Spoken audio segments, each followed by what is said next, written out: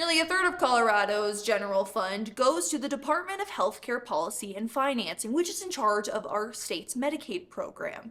In a new proposed budget by the governor, he says that continuing to increase funding for Medicaid would be unsustainable. I spoke to three mothers who say that the cuts to funding in Medicaid would not only impact their children's lives, but would also impact theirs.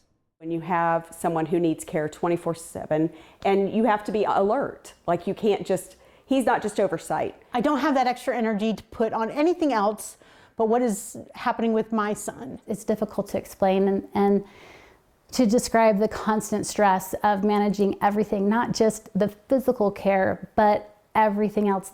Three mothers united by the 24/7 care needed for their adult children. Nobody really knows what goes on inside my home and the heartbreak that I deal with every day.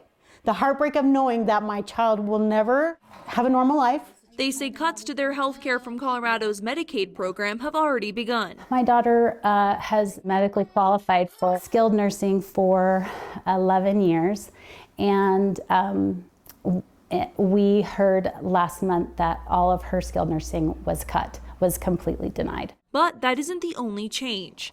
Cindy says without skilled nursing, she would have to hire a CNA using different Medicaid funding called a DD waiver.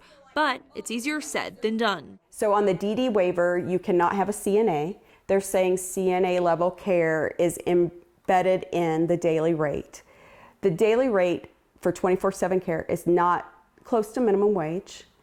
And we're not asking for more. We're saying we'll do the hard work for what you're giving us, even though it is an underfunded waiver. But don't cut more. Like, we're all just in survival mode. In the 2026-2027 budget, Governor Polis proposes changes to slow Medicaid's growth rate. He says more people are qualifying and are using more services than in previous years. In fact, over the past 10 years, Medicaid costs have increased nearly 9% every year in our state.